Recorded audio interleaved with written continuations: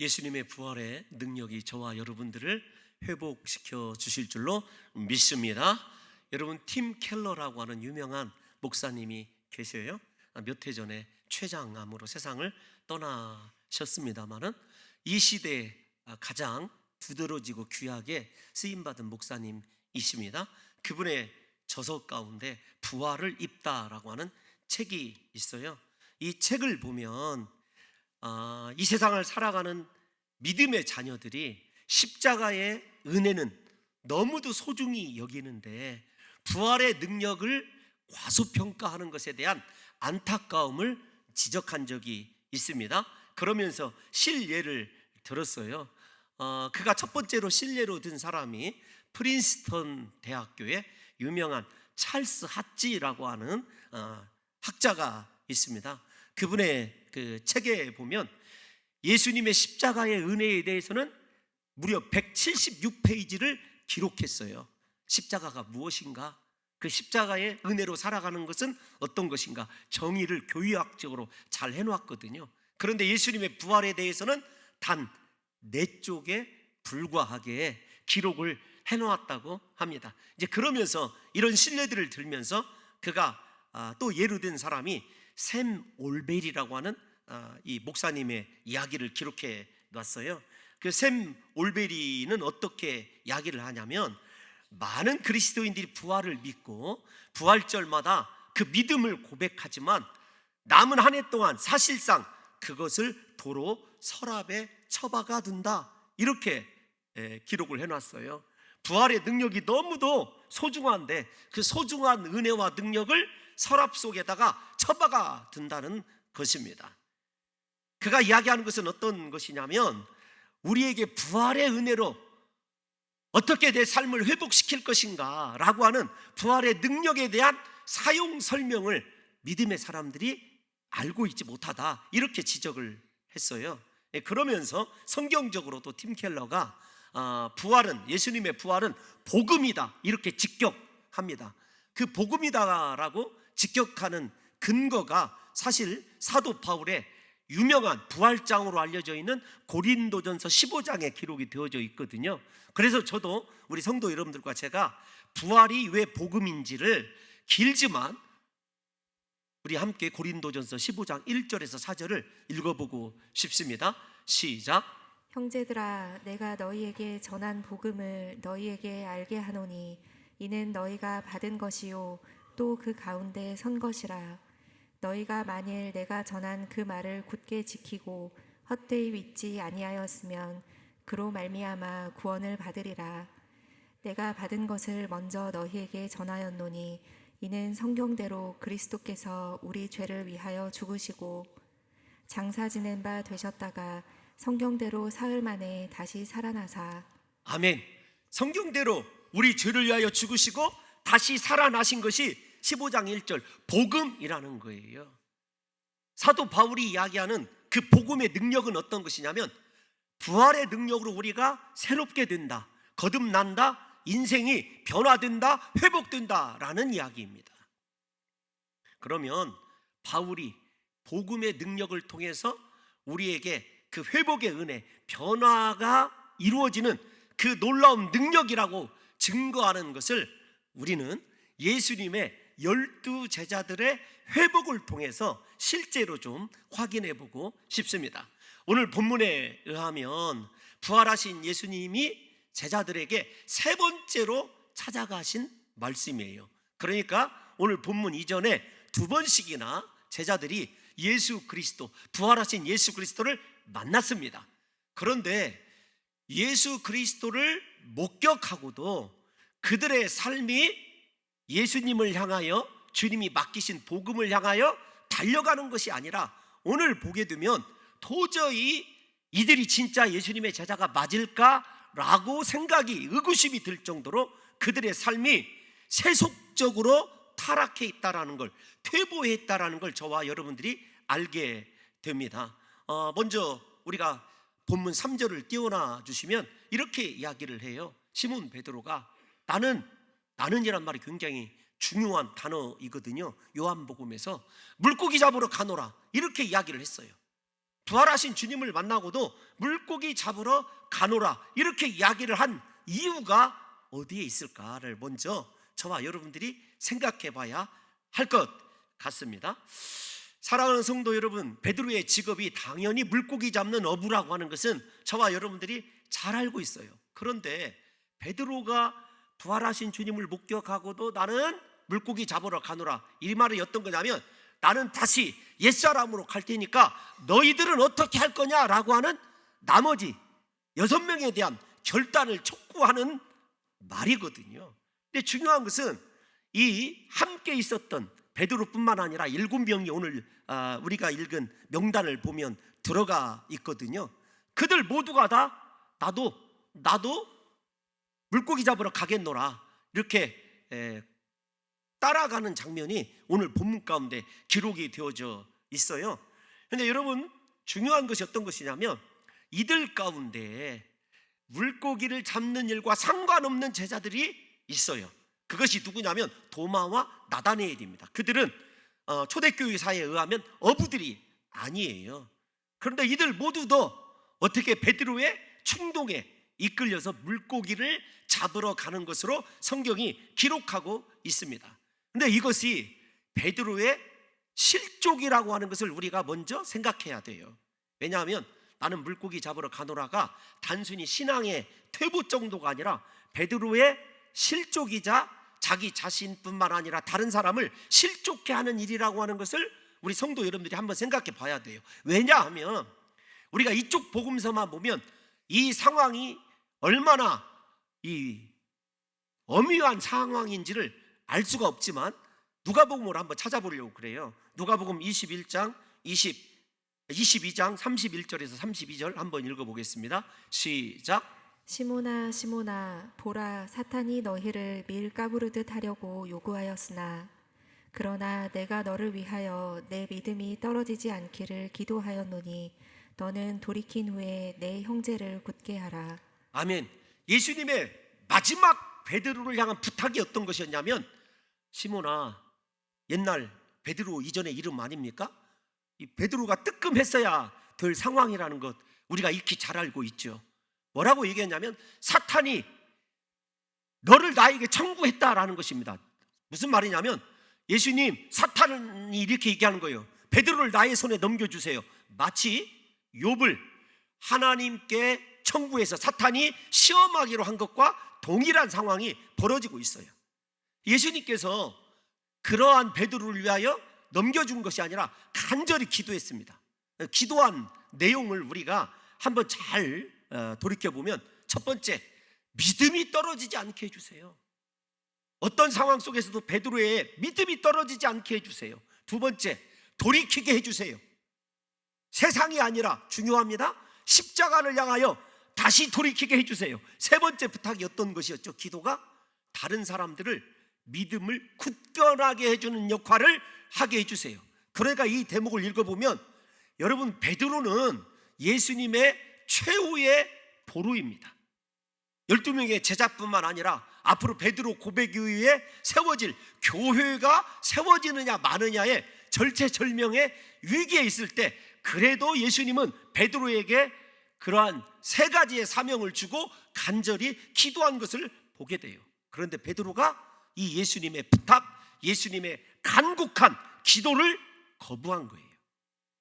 여러분, 이게 굉장히 심각합니다. 단순히 충동적으로 나는 물고기를 잡으러 가겠노라 한 것이 아니라 예수님께서 그렇게 그에게 아주 심각한 이야기를 전해줬음에도 불구하고 그가 물고기를 잡으러 왜 갔는가라고 하는 것이 중요한 것 아니겠습니까?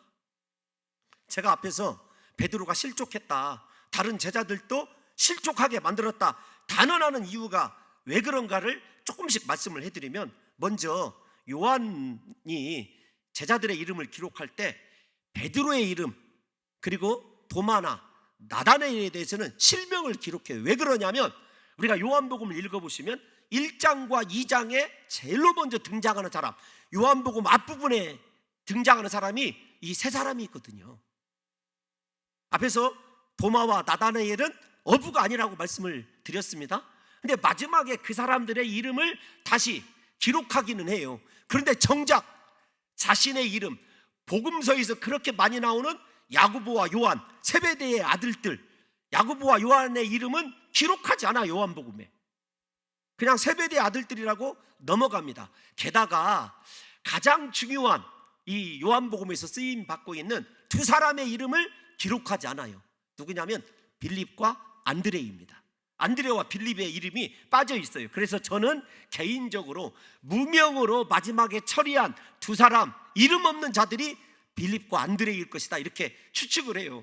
여러분들에게 왜 그렇게 딱딱한 성경 이야기를 해드리냐면, 왜 자신들의 이름을 기록하지 않았을까요? 요한복음에서 중추적으로 활동했던 그들의 이름을 일부러 의도적으로 저는 무명 처리했다, 이렇게 보는 거예요. 왜냐하면 그들 스스로도 부끄러웠거든요.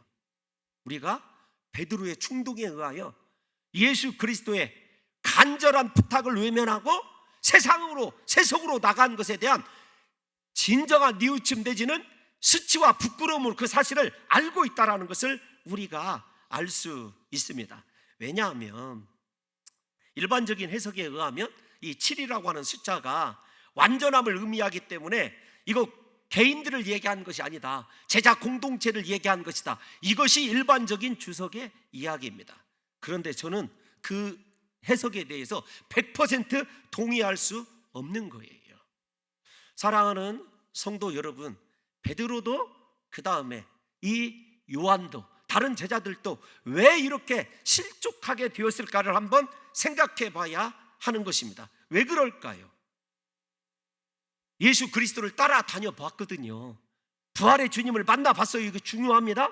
그런데 그 길을 걸어야 되면은 세상에서 자기들이 예수님이 십자가에 죽기까지 그토록 소원했던 세상의 것을 버려야 된다는 것을 너무도 잘 알고 있어요. 성공 버려야 되고, 출세 버려야 되고, 고난의 길, 십자가의 길, 수치와 모멸의 길을 걸어야 된다는 것을 잘 알고 있어요.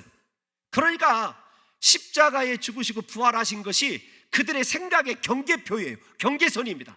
야, 예수 따라다녀 봤더니 우리가 원하는 것 대신에 오히려 사람을 가장 낮은 곳에서 섬겨야 되고, 수고해야 되고, 작은 자들을 영접해야 되고, 심지어는 십자가에서 죽기까지 해야 된다.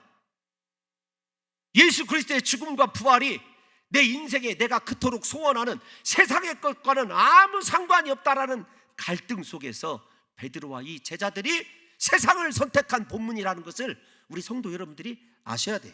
그래서 부활하신 주님을 만난다라고 하는 것은 우리에게 결단을 촉구합니다. 네 인생의 방향을 여전히 세상에서의 성공, 세속에 둘 것이냐, 아니면 낮은 자, 가장 작은 자가 되어서 예수님처럼 발을 씻기며 다른 인생을 섬기고 사랑하며 하나님 나라를 위해서 헌신할 거냐, 아니면 여전히 그들이 예수님이 예루살렘에 죽으시러 올라갈 때까지도 다투었던 주의 우편과 좌편을 이해한 세상에서 성공, 세속적인 인생을 살 것이냐라고 하는 것에 아주 치명적인 경계선이 예수님의 부활이에요.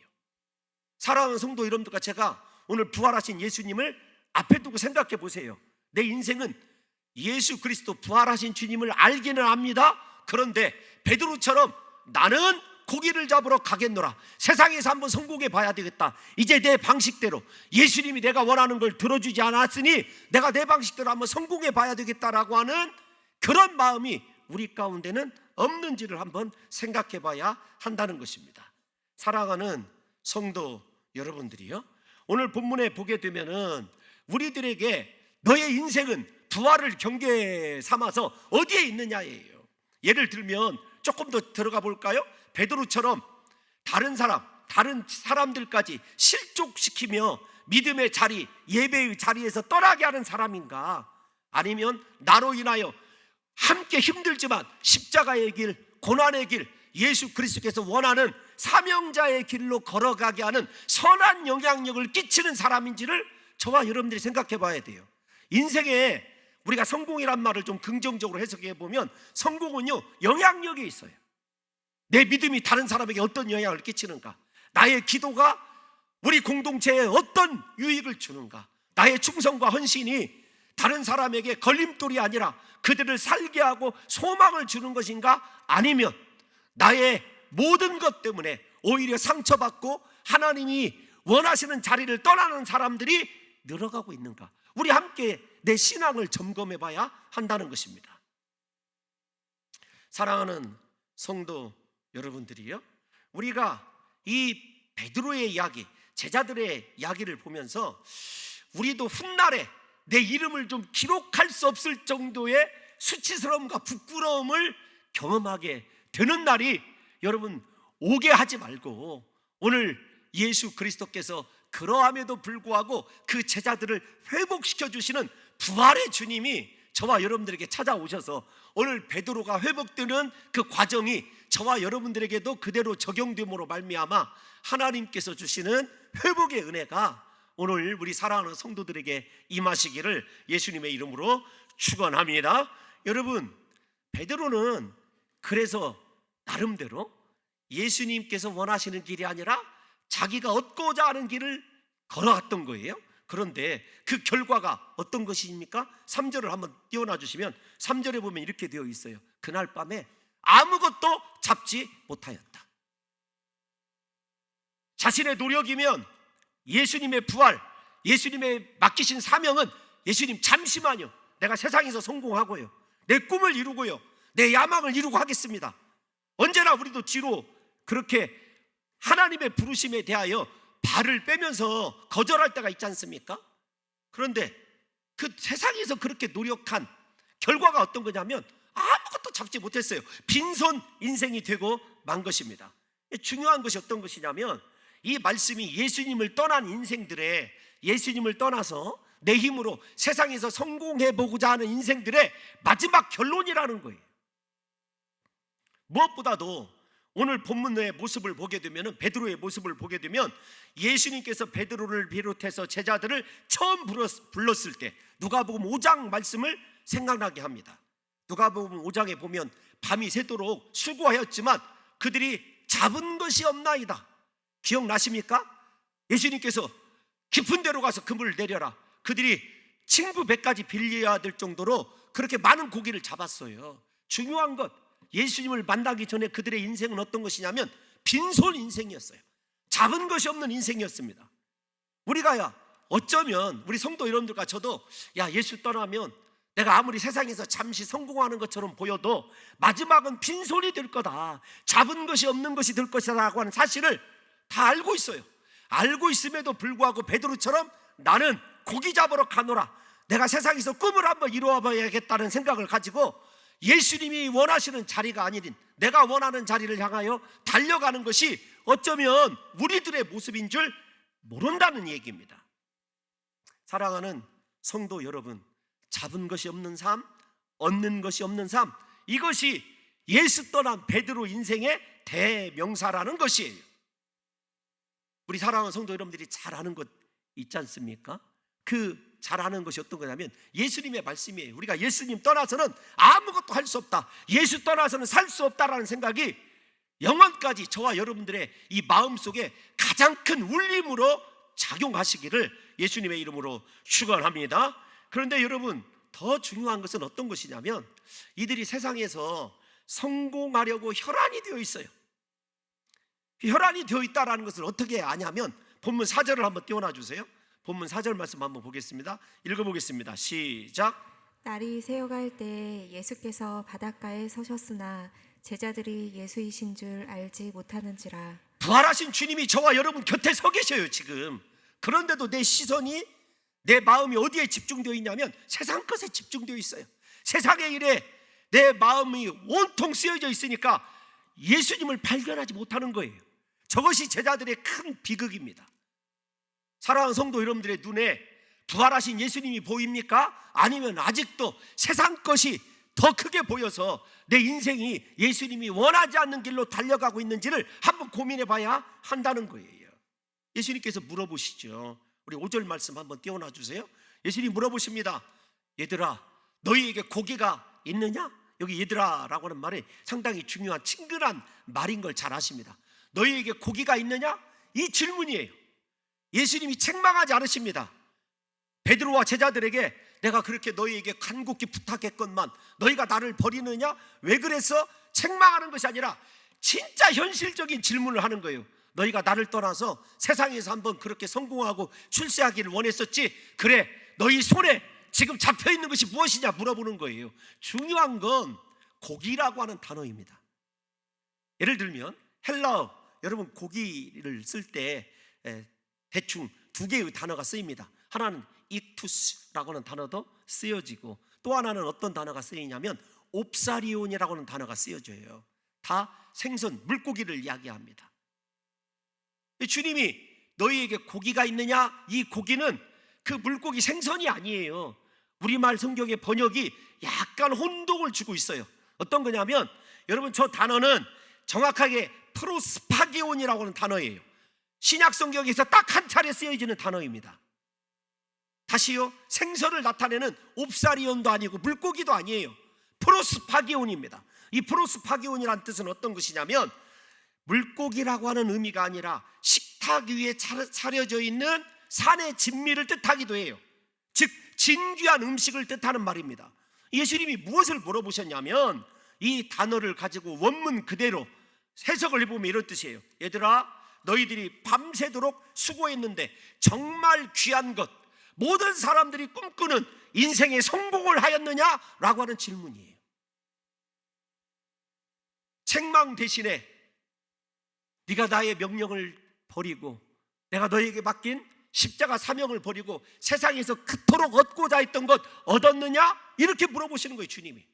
저도 여러분들에게 묻고 싶습니다.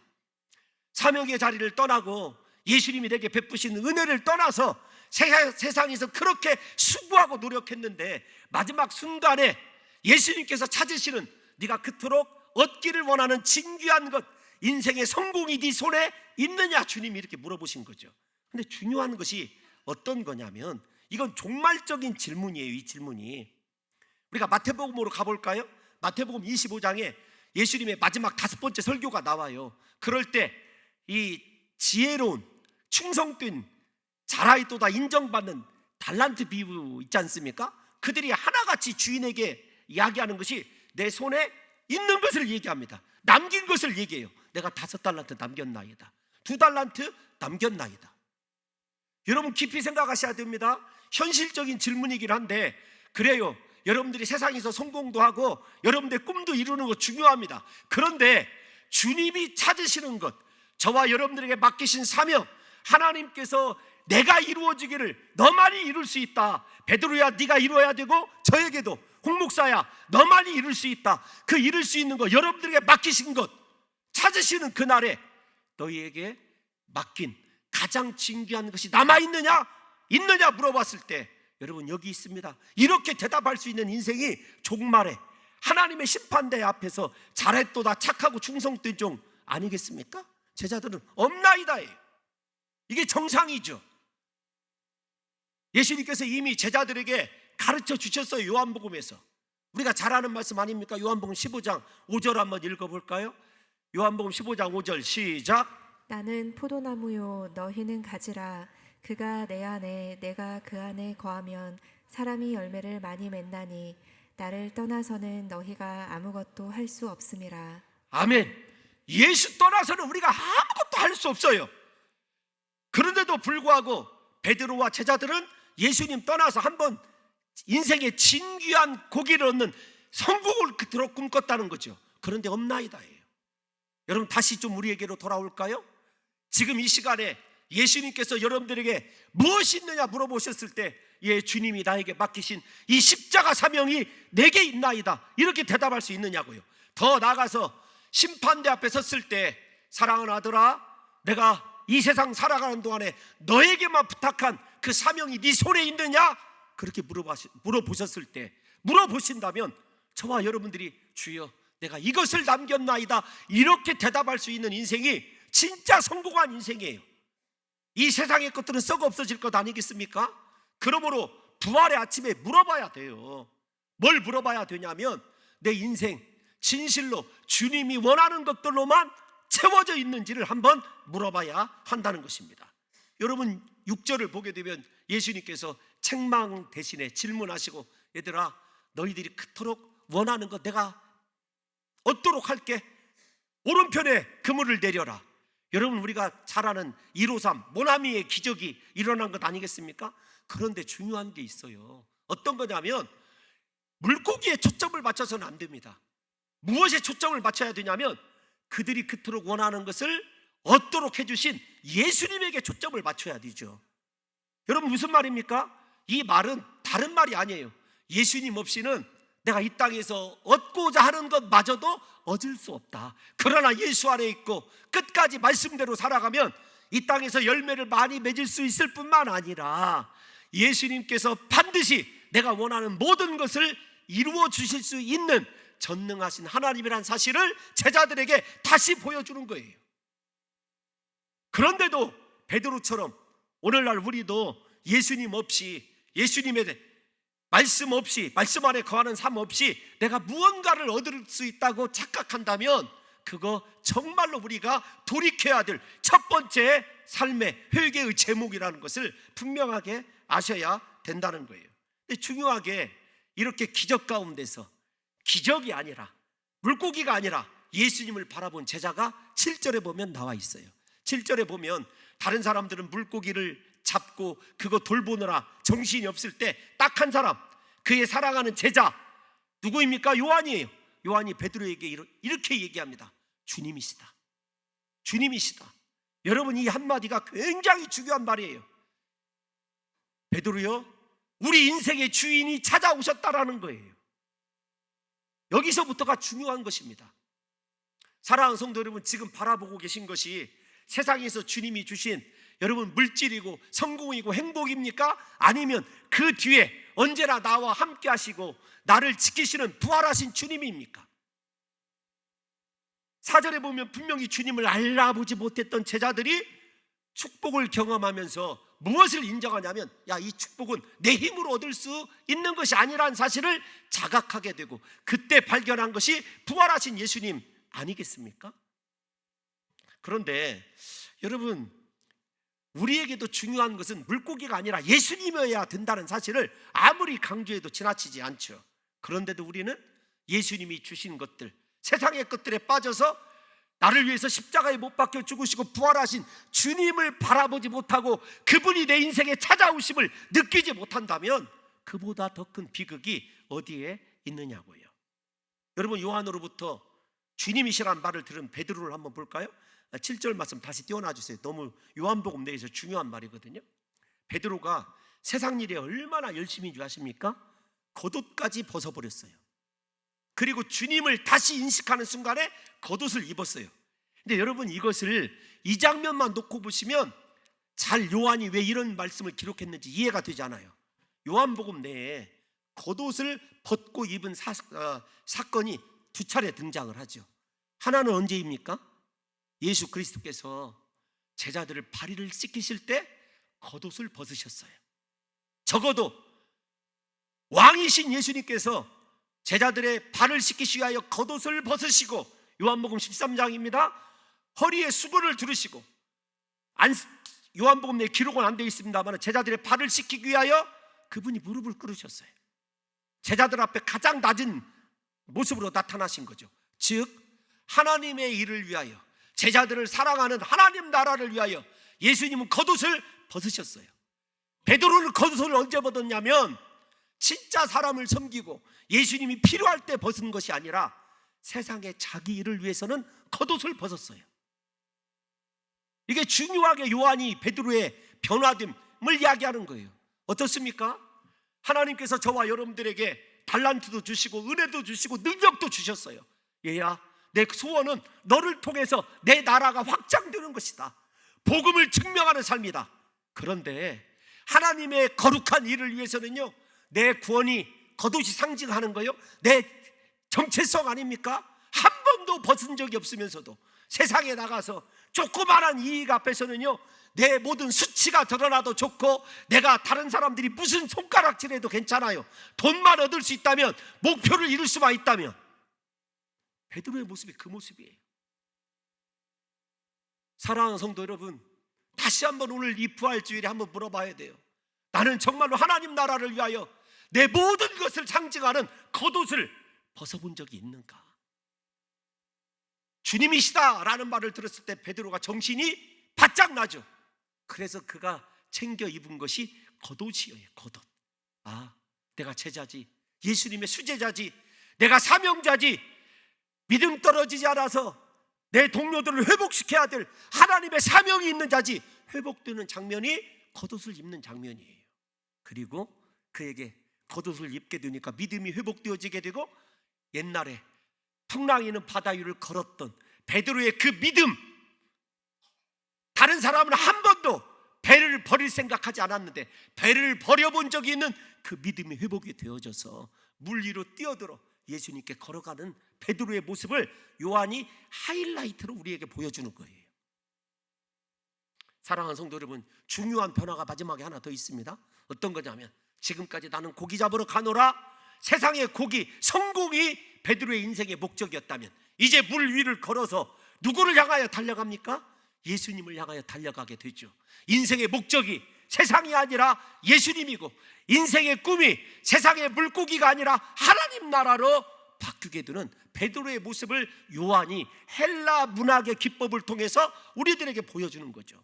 여러분, 지금 무엇을 향해서 달려가고 있습니까?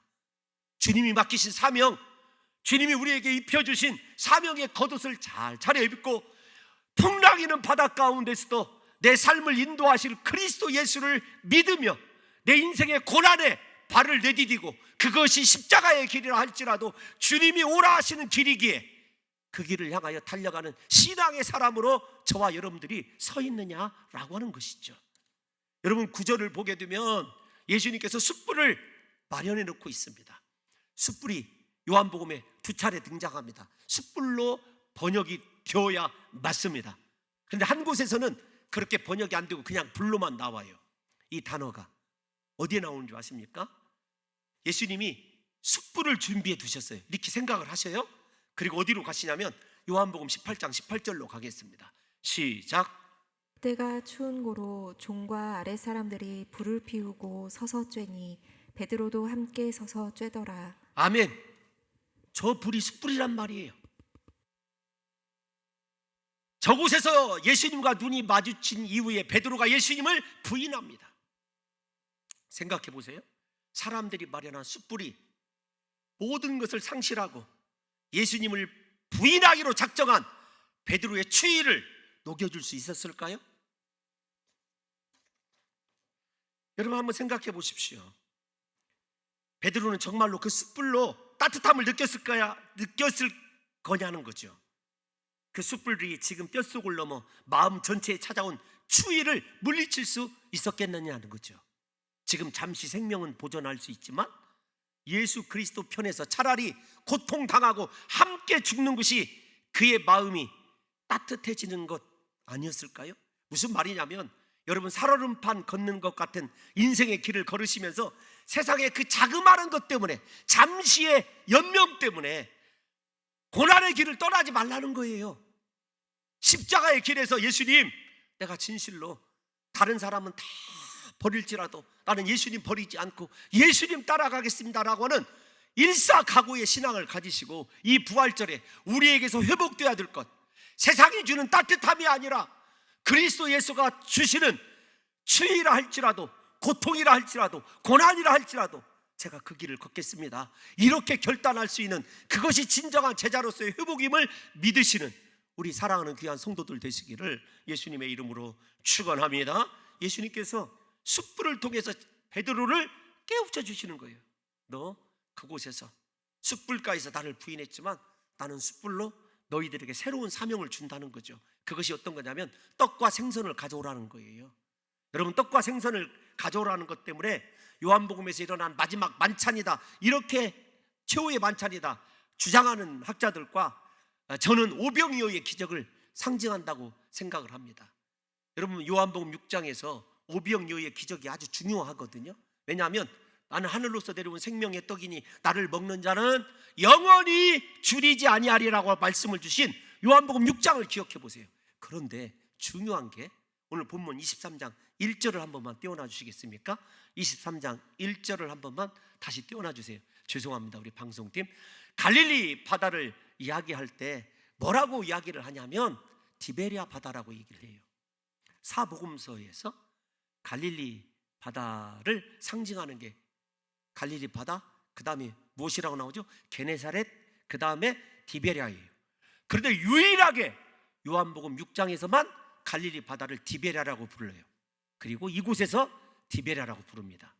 그러니까 장소적으로 떡과 그 다음에 생선 일어나는 모든 과정이 독자들로 하여금 요한이 요한복음 6장의 오병이어의 기적을 생각나게 하는 거예요. 무슨 말이냐면 이 땅에 떡을 찾느라 떡을 얻으려다가 진정한 생명의 떡을 버린 베드로를, 제자들을 생각나게 하는 거예요. 왜냐하면 여러분, 예수님께서 오병이어의 기적을 일으키시고 제자들에게 주신 명령이 있어요. 6장 27절인가요? 한 번만 띄워놔 주시면 감사하겠습니다.